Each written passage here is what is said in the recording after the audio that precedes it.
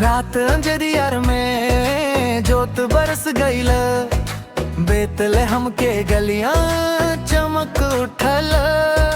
दुनिया के पाप से मुक्ति मिलल, जब गोदी मरियम के यीशु उतरल।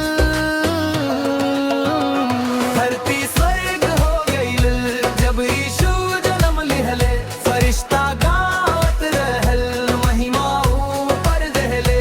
खुशी से गूंज उठल सांझ से लेके बिहार, मंगल बरसाइलन भगवान के दूत महान।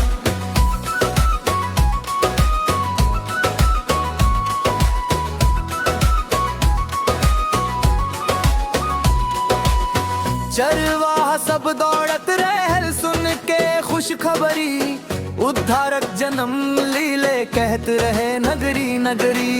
तारा चमकत राह दिखावत चमत्कार भइल, छोट मोट सब दुख दर्द वही रात मिटैल। धरती स्वर्ग हो गईल जब यीशु जन्म लेहले, फरिश्ता गावत रहल, महिमा ऊपर दहले। खुशी से गूंज उठल सांझ से लेके बिहार, मंगल बरसाइलन भगवान के दूत महान।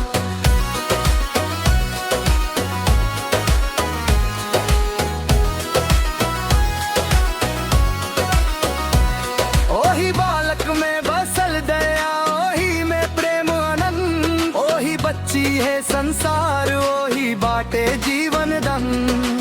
घंटी